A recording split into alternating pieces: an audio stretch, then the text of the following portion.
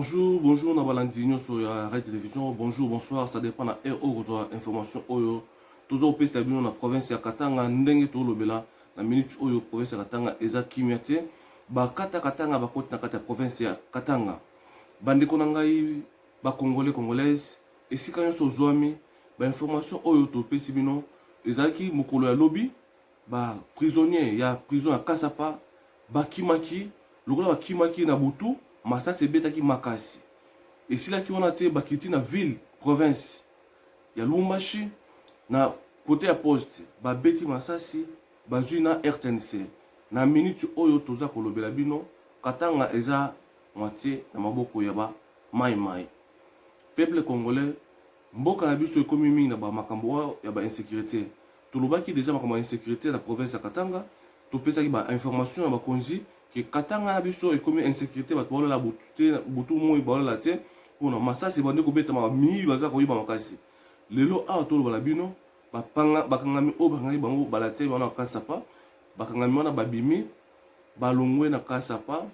basangani na bato oyo basali mouvement na bango ezalaka ya mouvement ya réclamation bakata Katanga bakomi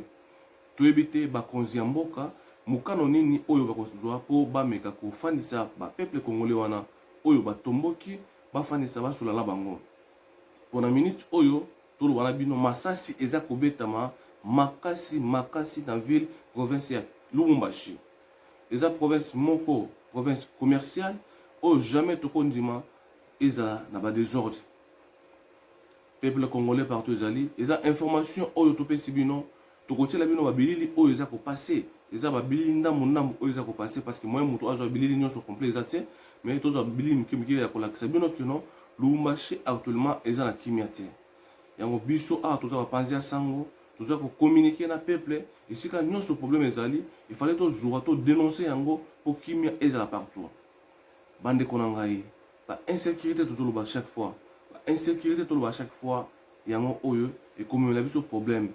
awa na ville province ya Lubumbashi ekomi kozwama na maboko ya ba mai il y a pas longtemps bakangaki ba mai ba bomi bango lelo oyo bakoti toyebi te tokozwa ba image nini suba osala bame ya koluka konégocier na moko congolais esika akidamaka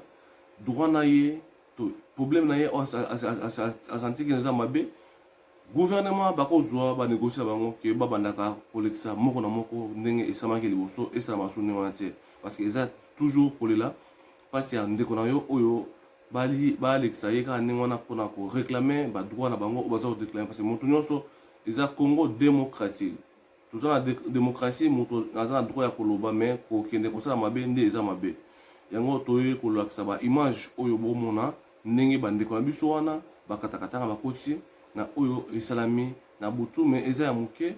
après ba moment mosusu tokoya kopesa bino en flash oyo toujours ba information oyo tozozwela bino po topesa bino boyoka ndenge nini Katanga na actuellement eza na insécurité botala ba image oyo bongo sima tozonga tomeka kolobela lisusu banachoma mabloke shamba ndio na mabloke kwa moto musoma afi tuko ndani ya center hapa kuna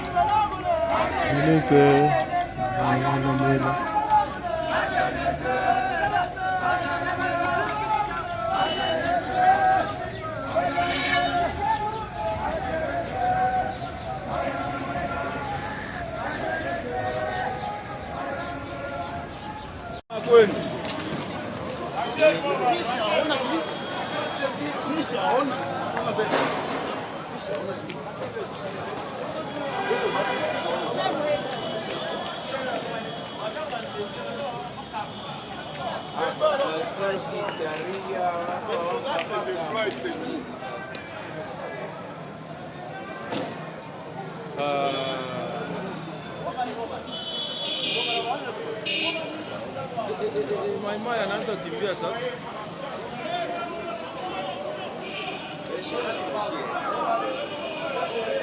Unaona? Manye sasa. Bajie. Baza wana ya boss.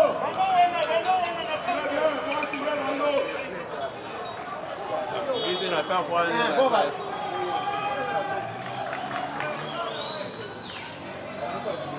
Wanaanza kimbia bwana. Boma. Attention, anaanza kuatakia na boma.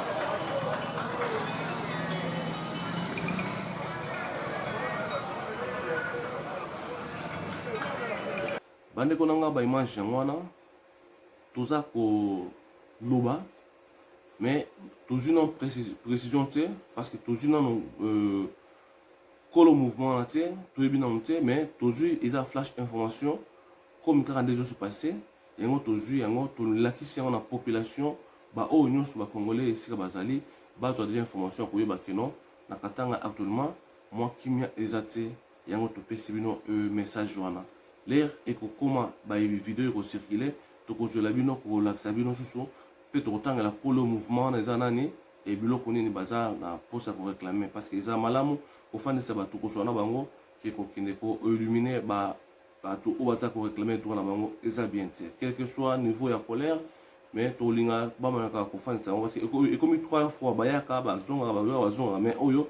ekomi kose passe na niveau ya bien te tomonaki na boyeni su bunya oyo basalaki banégociaki na bango bazongisi bango mais koboma mpe bien te yango tokosala bino analyse lisusu après bavideo bakotina biso oyo tokozwa mpo tolakisa bino nini oyo esepasaki mpona bato wana baye komisa masasi ti oyo na minute oyo toloba awa masasi ezobetana na ville province ya Lubumbashi. Merci na bandeko nyonso balandaka radio télévision oyo ezalaki juste information ya kopesa bino concernant makambo oyo ezopase na Lubumbashi bozala quand même au courant na nyonso peuple congolais esika ezali nyonso biso toza koluka information partout po tomema bandeko na biso to baabonné ya radio télévision bazala toujours na information sûre ya fiable oyo eza quand même ya koleka na chaîne na bango radio télévision. Merci beaucoup na baoyo nyonso balandaka message na biso bakopartage ekozala malamu mpona koyeba na ntina mboka na biso kimia eza te. Merci beaucoup. Tozali image mosusu ba information mosusu oyo totili na terrain ba ya komela biso wana po tomeka kolakisa bino nini oyo s'est passé nini oyo bazwi décision po bameka kofandisa bana mboka bazala kimia batika mobulu oyo yengi banda kosalama. Merci beaucoup.